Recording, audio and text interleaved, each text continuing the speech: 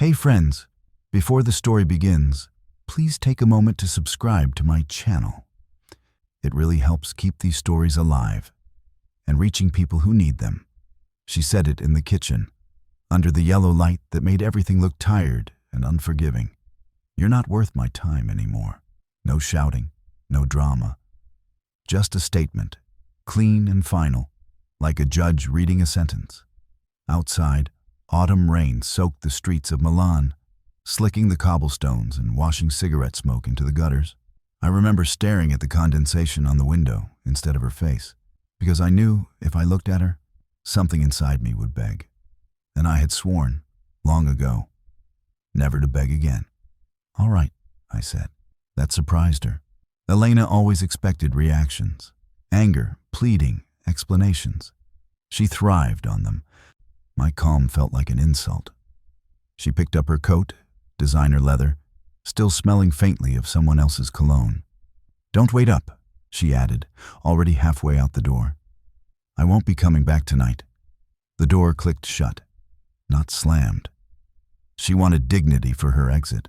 I stood there long after the echo faded, listening to the old pipes groan in the walls of the apartment my grandmother had left me. 3 generations of men in my family had lived there. 3 generations of silence, compromise, and quiet humiliation. I cleaned the kitchen. Slowly, methodically, that's how the men in my family survived, by turning pain into routine. Elena and I had been together 9 years, not married. She always said marriage was a trap, though she enjoyed the privileges of loyalty without offering it in return. She worked in luxury PR, floated through fashion shows and private dinners, collected powerful friends like accessories.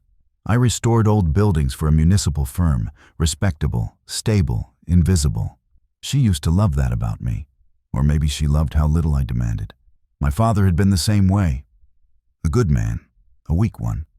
He let my mother's family dictate everything, where we lived, how we spoke, even what kind of ambitions were acceptable.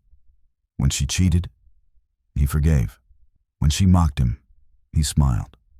When she left him for a richer man, he died 3 years later of a heart attack that everyone pretended wasn't heartbreak. I watched that as a boy and learned the wrong lesson. Endure and things won't get worse. At midnight, I poured myself a glass of cheap red wine and sat on the balcony. Milan hummed below. Into neon and rain and ambition. I wondered how long Elena had been preparing to say those words. Weeks, months, years? At 1:07 a.m., my phone rang. Elena. I didn't answer.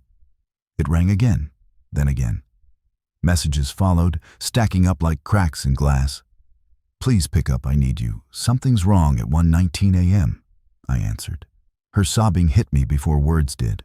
Raw, panicked, unfamiliar. "Marco?" she cried, using my name like a lifeline. I don't know what to do. I leaned back in the chair, rain misting my face. "I thought I wasn't worth your time." Silence.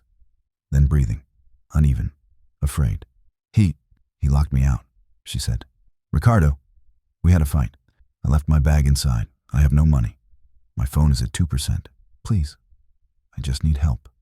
"Ricardo?" Of course. A venture capitalist, married, 2 children.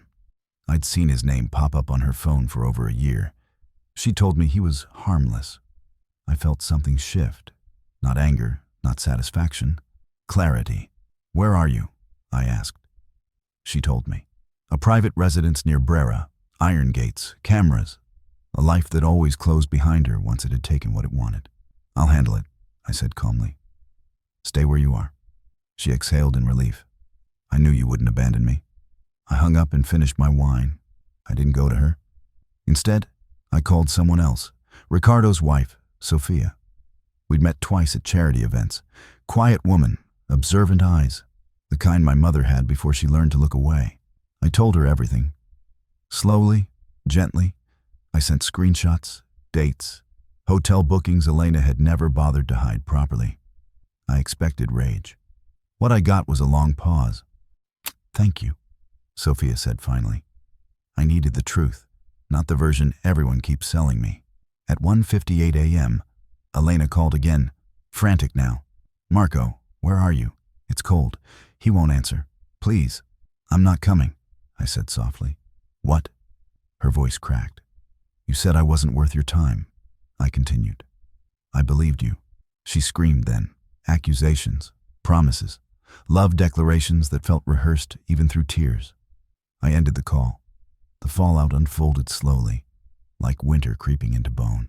Ricardo's marriage imploded, quietly, expensively. His partners distanced themselves. Elena's career followed. In her world, reputation was oxygen, and it leaked fast.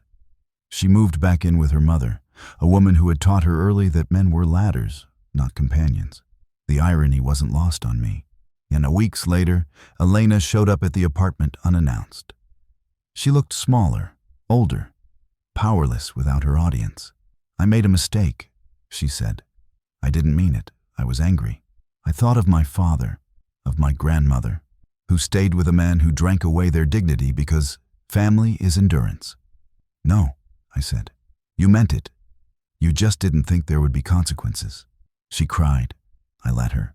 Then I closed the door. Spring arrived in Milan with pale sunlight and the smell of espresso drifting through open windows. I repainted the apartment, gave away things that carried too much memory, started therapy, something no man in my family had ever done.